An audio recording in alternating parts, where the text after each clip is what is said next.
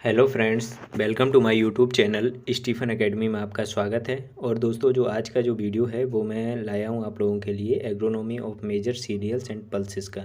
तो इसका जो वीडियो है ये वीडियो का थर्ड पार्ट होने वाला है। दो वीडियो मैं पहले से ही अपलोड कर चुका हूँ आप लोगों के लिए, तो वो वीडियो भी आप लोग देख लीजिए। आप लोगों के बहुत ही इंपॉर्टेंट काम आएंगे और आप लोगों को जल्दी से जल्दी याद कराने में मदद भी करेंगे। तो ये जो वीडियो है वो मैं खासकर लेकर आया हूँ प्रीवियस ईयर पेपर में। जैसा कि मैंने देखा है कि इसमें ग्रोथ स्टेजेज और क्रॉप का क्लासिफिकेशन, जैसे राइस क्रॉप हुई तो इसका क्लासिफिकेशन, व्हीट क्रॉप हुई इसका क्लासिफिकेशन, इसके टाइप्स कितने प्रकार के होते हैं और ये सारी और ग्रोथ स्टेजेस वगैरह के बारे में इसमें मैंने बताऊंगा आप लोगों के लिए। तो इंपॉर्टेंट क्वेश्चन है इसमें, गिने चुने क्वेश्चन ही आप लोगों के लिए रखे गए हैं। तो वीडियो अंत तक जरूर देखिएगा। वीडियो अगर पसंद आए तो लाइक करिए और चैनल पर नए हो तो चैनल को सब्सक्राइब जरूर कर लीजिए। और इसकी पीडीएफ पाने के लिए हमारे टेलीग्राम चैनल स्टीफन एकेडमी के नाम से ज़रूर जुड़ जाइएगा। टेलीग्राम की लिंक हमारे डिस्क्रिप्शन बॉक्स में आप लोगों को मिल जाएगी। तो चलिए हम सबसे पहले हम बात करते हैं इसमें। सबसे पहले अगर हम बात करते हैं तो सबसे पहले हम देखते हैं इसमें राइस के बारे में। राइस में क्या पूछा गया है कि राइस की जो कल्टीवेटेड स्पीसीज़ होती हैं वो दो होती हैं। कल्टीवेटेड स्पीसीज़ के बारे में बात करेंगे तो ओराइजा सटाइवा और ओराइजा ग्लेवेरिमा होती है। तो ओराइजा जो सटाइवा होती है इसे हम अमन राइस या फिर एशियन राइस बोलते हैं, और जो ओराइजा ग्लेवेरिमा होती है इसे हम अफ्रीकन राइस के नाम से जानते हैं। ठीक है। अब जो ओराइजा सटाइवा होती है, ओराइजा सटाइवा का इसका क्लासिफिकेशन देख लेते हैं हम। अमन राइस जिसे कि बोलते हैं, और इसे एशियन राइस या अमन राइस दोनों बोला जाता है। तो ओराइजा जो सटाइवा होती है इसके तीन पार्ट्स होते हैं। एक तो इंडिका, जपोनिका और जवानिका। इसके जो तीन पार्ट्स होते हैं इंडिका, जपोनिका और जवानिका। तो इसके जो तीन पार्ट्स होते हैं इनको हम देख लेते हैं। इसके जो इंसेस्टर्स का जो नाम है इंडिका और जपोनिका के, वो ओराइजा निवारा था। ठीक है। इसके जो कुछ मेन पार्ट्स होते हैं वो देख लेते हैं। तो इंडिका का जो मेन पार्ट्स हैं पहले हम देख लेते हैं। ये ट्रॉपिकल एंड सब ट्रॉपिकल दोनों जगह पर उगाई जाती है और long grain and non sticky. Long grain, इसका जो दाना होता है वो लंबा होता है और नॉन स्टिकी होता है। ठीक है। इसके बाद इसका थर्ड पॉइंट है कि इरीप्रोबाइन टू हाई इनपुट कंडीशंस। मतलब ये हाई प्रोबाइल इनपुट कंडीशन के लिए होती है, इनपुट कंडीशन इसमें ज़्यादा लगती है। इसके बाद आती है जपोनिका। जपोनिका में क्या होती है, ये होती है हमारी वाइल्ड स्पीसीज़। वाइल्ड स्पीसीज़ होती है और इसका जो होता है ये ट्रॉपिकल क्लाइमेट में उगाई जाती है। इसका जो ग्रेन होता है वो ब्रॉड ग्रेन होता है, मतलब दाना जो होता है वो बड़ा होता है। इसके बाद थर्ड नंबर पर आती है हमारी जवानिका। जवानिका में बात कर लेते हैं। तो इसका जो रीजन होता है उगाने का वो कौन सा होता है, कौन से रीजन में उगाई जाती है, ये टेम्परेट रीजन में उगाई जाती है।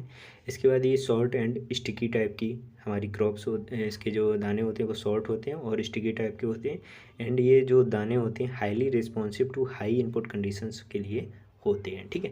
तो ये था हमारा कल्टिवेटेड स्पीसीज ऑफ राइस का आपको क्लासिफिकेशन बताया हुआ है।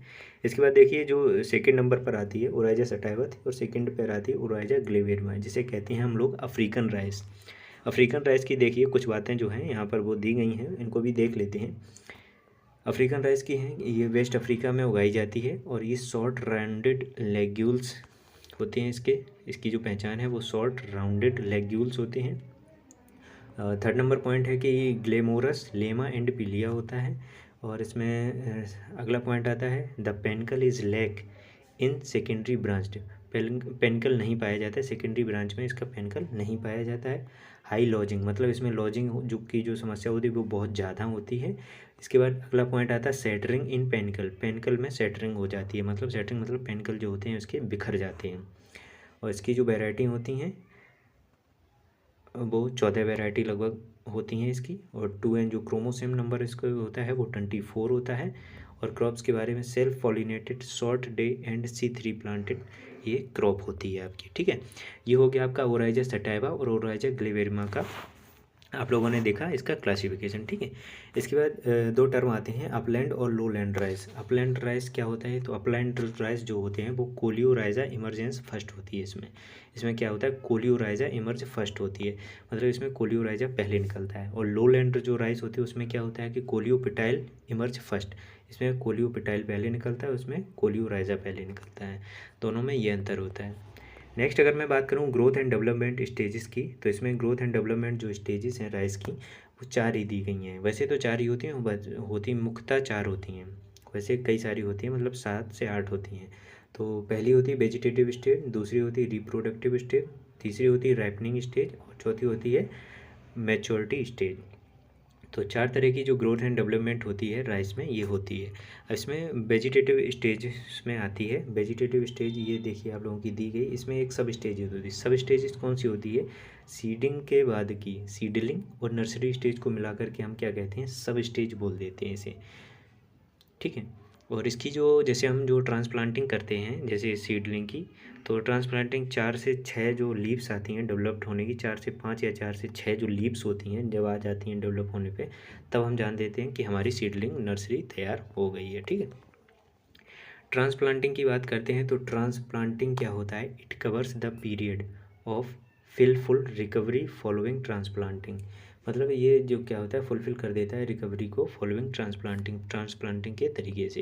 अब इसमें क्या है, जो टिलरिंग स्टेज ये देखिए आप लोगों की दी गई है, और ये आप लोग देख लीजिएगा सिर्फ में, अगर मैं इसको भी बताऊंगा बहुत सारे आप लोगों का वीडियो बड़ा हो जाएगा। तो इसमें मैक्सिमम टिलरिंग जो होती है वो 30 से 40 दिन तक आफ्टर ट्रांसप्लांटिंग होती रहती है, और 300 से 400 मिलियन टन राइस प्रोड्यूस होता है सिर्फ टिलरिंग की उससे।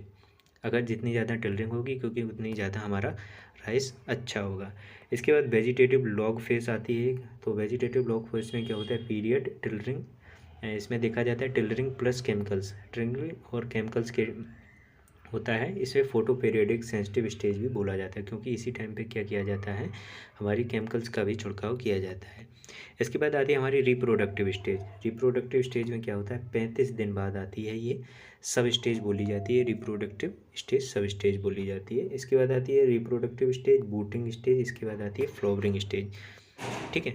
फ्लावरिंग स्टेज के बाद आती है हमारी ripening stage, dough stage and maturity stage बोली जाती है। तो ये सब अलग अलग टाइप की जो स्टेजेस थी वो मैंने आप लोगों को बता दी हैं। इसके बाद अगर हम बात करते हैं ग्रोथ स्टेज में किसमें कितना कार्डियल टेम्परेचर की ज़रूरत होती है, तो कार्डियल टेम्परेचर को भी एक नज़र में हम लोग देख लेते हैं। जैसे कि राइस का जब जर्मिनेशन हो जाता है तो जर्मिनेशन के टाइम पे सबसे लो टेम्परेचर 16 से 19 डिग्री रहता है सेल्सियस, और हाई टेम्परेचर रहता है 45 डिग्री सेल्सियस, और ऑप्टिमम टेम्परेचर की अगर बात करूँ तो 18 से 40 रहता है। अगर आप लोग हाई, लो और ये तीनों याद नहीं कर पा रहे हैं कार्डियल टेम्परेचर, तो आपको सिर्फ ऑप्टिमम टेम्परेचर को याद रखना है, 18 से 40 डिग्री सेल्सियस रहता है जर्मिनेशन के टाइम पर राइस में, ठीक है। सीडलिंग इमरजेंस के टाइम पर कितना रहता है ऑप्टिमम टेम्परेचर? तो 25 से 30 रहता है। लो रहता है 12 से 25 एंड हाई रहता है 35 एंड ऑप्टिमम रहता है 25 से 30। जब हम तीनों टेम्परेचर को मिला देते हैं, लो टेम्परेचर, हाई टेम्परेचर और ऑप्टिमम टेम्परेचर को, तो इसे बोल देते हैं हम कार्डियल टेम्परेचर। वैसे ज़्यादातर ऑप्टिमम टेम्परेचर ही पूछा जाता है इसमें एग्जाम में, तो इसको ही आप लोग याद रखिए। और germination, seedling emergence, routing, leaf elongation, tailoring, initial flowering, antithesis and ripening, सभी का यहाँ पर दिया गया है, तो आप लोग एक नज़र में इसको देख लीजिएगा, ठीक है। ऑप्टिमम टेम्परेचर ही याद करिएगा, जिससे आप लोगों को याद भी बना रहेगा। इसके बाद नेक्स्ट होता है कि राइस में जो पीएच होता है, पीएच की कितना चाहिए होता है? पीएच जो चाहिए होता है वो 4 से 6 चाहिए होता है, 4 से 6 पीएच की आवश्यकता होती है इसमें, ठीक है। अब सोइंग टाइम की अगर मैं बात करूँ तो सोइंग टाइम में यहाँ आप लोगों को एक लिस्ट दिख रही है, 1 मिनट में आप लोगों को बताता हूँ कि इस लिस्ट में क्या है। तो बेस्ड ऑन हार्वेस्टिंग के टाइम पर इसमें बताया गया है, बेस्ड ऑन हार्वेस्टिंग के हिसाब से लोकल नेम दिया गया है, सोइंग टाइम दिया गया है, हार्वेस्टिंग टाइम दिया गया है। अब किसका दिया गया? ये राइस का दिया गया। एनाटोमी और खरीफ, ये खरीफ का है, ये विंटर और रबी में जो उगाई जाती है धान वहाँ के लिए है, और स्प्रिंग और समर में जहाँ पर उगाई जाती है धान वहाँ के लिए है। तो देखिए 3 तरीके की हमारी जो धान होती है वो अस, अमन और बोरो टाइप की होती है। अब बात कर लेते हैं जो अस जो धान होता है वो क्या होता है? 95% कवर करता है बिहार और वेस्ट बंगाल में। हमारे बिहार और वेस्ट बंगाल में 95% जो धान उगाया जाता है, ये कौन सा उगाया जाता है? अस नामक जो धान होता है वो उगाया जाता है। सोइंग टाइम क्या होता है इसका? मई जून होता है, और हार्वेस्टिंग जो होती है इसकी सितंबर अक्टूबर में हो जाती है, ठीक है।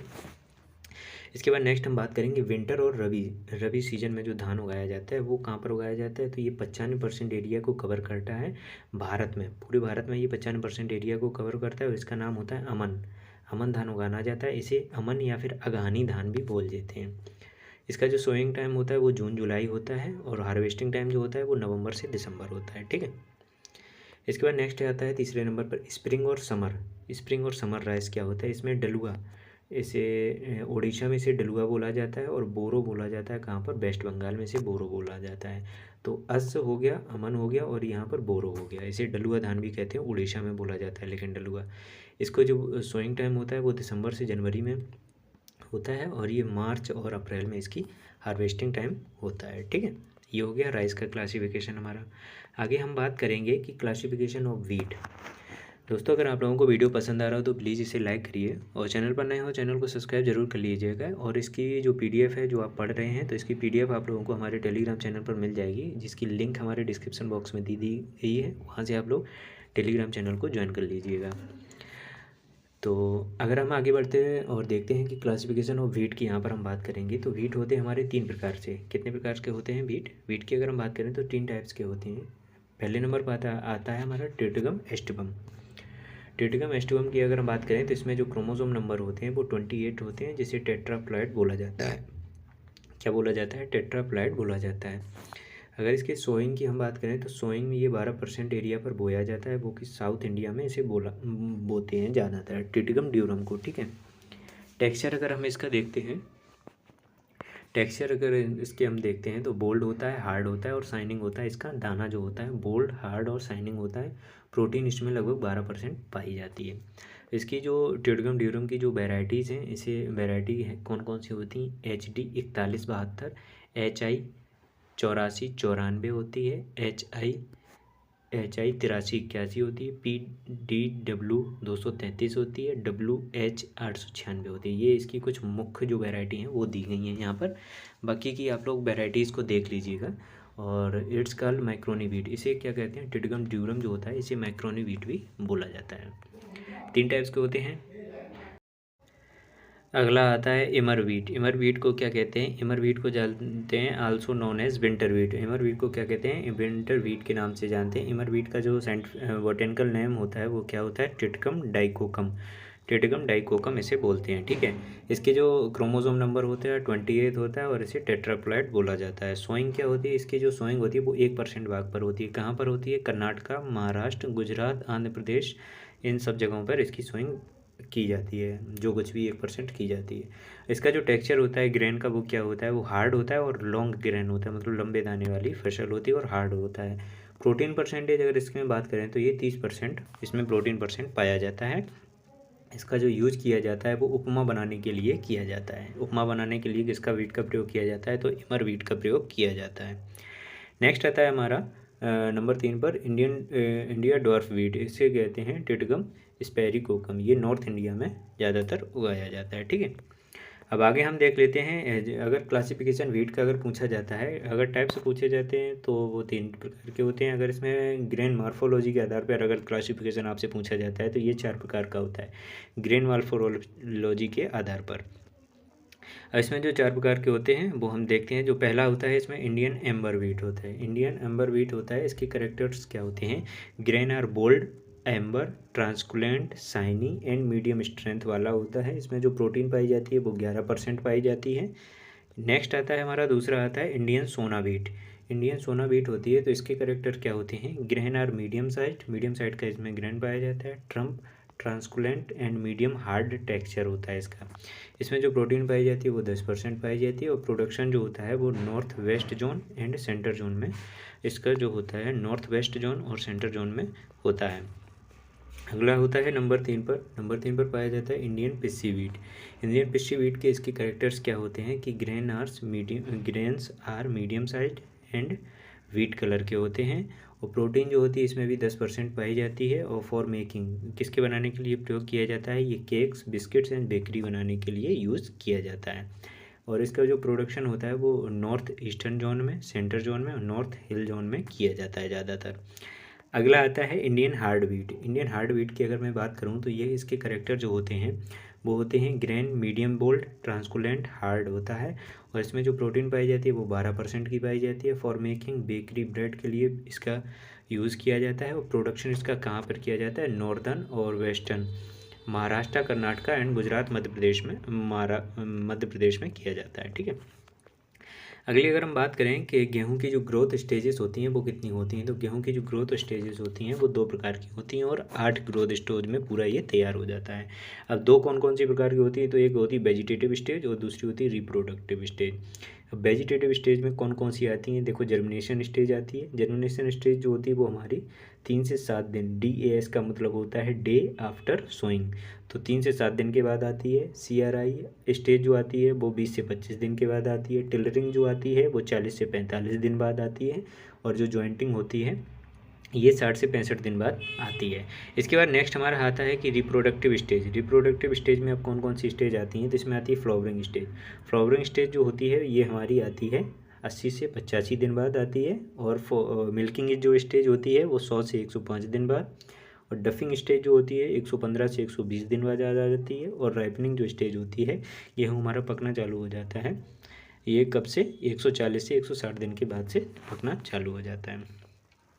अगर इसकी जगह हम नेक्स्ट अगर बात करें तो ग्रोथ स्टेज, इसमें जो टेम्परेचर होता है ग्रोथ स्टेज का गेहूं का वो क्या होता है, तो जर्मिनेशन के टाइम पर जो ऑप्टिमम टेम्परेचर होता है वो 20 से 25 डिग्री सेल्सियस माना जाता है। टिलरिंग या वेजिटेटिव ग्रोथ के टाइम पे 16 से 20 होता है। एंड एसिलरेट ग्रोथ जो होती है उसकी तो 20 से 23 degree Celsius. And proper grain filling, जब ग्रेन फिलिंग होने लगती है तो इसका टेम्परेचर होता है 23 से 25 डिग्री, वो कि 3 से 4 सप्ताह तक इसकी आवश्यकता पड़ती है। ठीक है, इसके बाद अगर हम देखते हैं तो इरिगेशन जो गेहूं में की जाती है वो जो सैंडी सॉइल में की जाती है वो चेक वेसन मेथड यूज़ किया जाता है। इसमें एक टर्म आता है बहुत ज़्यादा पूछा जाता है, the term CRI was given by. तो जो टर्म होता है CRI स्टेज एक पूछा जाता है, तो टर्म जो CRI है क्रिटिकल रूट इनिशिएशन इसका नाम होता है। तो इसे BL भरद्वाज के द्वारा दिया गया था ये टर्म, इसको याद कर लीजिएगा। अब इसमें जो सिंचाई होती हैं कितनी होती हैं और सिंचाई कौन कौन सी स्टेज पर की जाती हैं आइए इसे देखते हैं। तो इसमें लगभग 6 सिंचाई की आवश्यकता पड़ती है, 1 2 3 4 5 और 6, 6 सिंचाई होती है। अगर जैसे हमारे पास, अब इसमें हम बताएंगे जैसे यदि एक सिंचाई हमारे पास उपलब्ध है ये हम लगाते हैं CRI स्टेज पर, मतलब क्रिटिकल रूट इनिशिएशन के स्टेज पर इसे लगाते हैं। ठीक है, और इसमें दूसरे में अगर जैसे हमारे पास 2 सिंचाई उपलब्ध हैं तो CRI और फ्लावरिंग स्टेज पर लगाएंगे। 3 हैं अगर उपलब्ध तो CRI लेट और मिल्किंग स्टेज 3 पर स्टेज पर लगा देंगे। अगर हमारे पास 4 सिंचाई उपलब्ध हैं तो CRI लेट जॉइंटिंग, टिलरिंग और फ्लावरिंग स्टेज पर इसे हम लगा देंगे। 5 अगर उपलब्ध है हमारे पास तो CRI late stage, tillering, late jointing and flowering stage पर लगा देंगे। अगर हमारे पास पूरी 6 ही सिंचाई उपलब्ध हैं तो हम पूरी हर स्टेज पर सिंचाई उसकी प्रॉपर तरीके से कर देंगे। ठीक है दोस्तों, अगर आप लोगों को वीडियो पसंद आ रहा हो तो इसे लाइक करिए और टेलीग्राम चैनल को भी हमारे को ज्वाइन कर लीजिए, इसकी लिंक आपको डिस्क्रिप्शन बॉक्स में दे दी गई है, वहाँ पर आप लोगों को इसकी PDF भी मिल जाएगी, वहाँ से आप लोग आराम से इसे रीड आउट कर सकते हैं। चलिए आगे हम देखते हैं कि मेज़ का जो क्लासिफिकेशन है ये भी बहुत पूछा जाता है। मेज का जो classification on the basis of characters of kernels, ये किसने दिया था, ये किप्स ने दिया था, 1959 में दिया हुआ था। ठीक है, अब इसमें जो करेक्टर्स हैं वो क्या हैं, मेज़ का जो क्लासिफिकेशन देखते हैं। पहला जो मेज़ है वो जिया मेज़ इंडुराटा है, जिसे कि हम लोग फ्लिंट कॉर्ड के नाम से जानते हैं। ये मोस्टली कल्टीवेटेड इन इंडिया में मोस्टली कल्टीवेटेड इसे ही किया जाता है। ठीक है, नंबर दूसरे पर आती है कि जिया मेज़ इंडेंट टाटा, इसे बोलते हैं डेंट कॉर्न, इसे डेंट कॉर्न बोला जाता है। ये मोस्ट कॉमन इन USA, ये USA में ज़्यादातर ग्रो की जाती है। ठीक है, नंबर तीसरा आता है कि जिया मेज इवर्टा, मतलब जिसे पॉपकॉर्न के नाम से जानते हैं, जिसके पॉपकॉर्न बनते हैं ज़्यादातर। When they are heated and pressure buildup within the kernel suddenly result in explosion and the grain is turn inside out. तो इसमें क्या होता है, ग्रेन जो होता है वो अंदर से क्या हो जाता है, इनसाइड बाहर की तरफ आ जाता है, तो इससे क्या बन जाता है, ये पॉपकॉर्न बना देती है। ठीक है, नंबर 4 पर आता है कि जिया मेज सेकेराटा, इसे स्वीट कॉर्न के नाम से जाना जाता है। ये स्वीटर देन अदर्स, मतलब जो अदर्स जो जितनी भी मैंने अभी तक बताई हुई हैं ऊपर, इन सब की अपेक्षा ये ज़्यादा स्वीट होती है। नंबर 5 पर आती है जिया मेज एमाइलिसा, इसे सॉफ्ट कॉर्न के नाम से भी जाना जाता है। ठीक है, अगला आता है नेक्स्ट जिया मेज ट्यूनिंग काटा, इसे पॉड कॉर्न के नाम से जाते हैं, जो कि परमेटिव टाइप की कॉर्न होती है। नेक्स्ट आती है 7 नंबर पर जिया मेज कैरिटिवा कुलेस, इसे वैक्सी कॉर्न के नाम से जानते हैं। इसमें क्या होता है कि प्रोड्यूस स्टार्च सिमिलर टू टोपियाका की तरह से इसमें क्या होता है, स्टार्च निकलता है। ठीक है, इसमें अगर रूट्स की बात करूँ मैं, इसमें जो मेज़ में जो रूट्स होती हैं वो टाइप्स ऑफ रूट्स कितनी होती हैं, सेमिनल रूट्स, क्राउन रूट्स और जो होती हैं ब्रेस या एरियल प्रॉपर्स रूट्स होती हैं इसमें। ये मेज़ की मैं बात कर रहा हूँ, ठीक है। नेक्स्ट अगर मैं आगे बढ़ूँ तो इसमें आती हैं, इसके बाद आ जाता है हमारा सोरघम। सोरघम की क्रॉप आती है, तो सोरघम में ग्रोथ स्टेज जो पूछी जाती हैं, ग्रोथ स्टेज अगर इसमें बात करूँ, a fairly simple classification is based on 3 growth stages. 3 growth stage के होती हैं इसमें जो पूछी जाती हैं। पहली आती है इमरजेंस टू पेनिकल इनिशिएशन, दूसरी आती है पेनिकल इनिशिएशन टू एंथेसिस और तीसरी आती है एंथेसिस टू मैच्योरिटी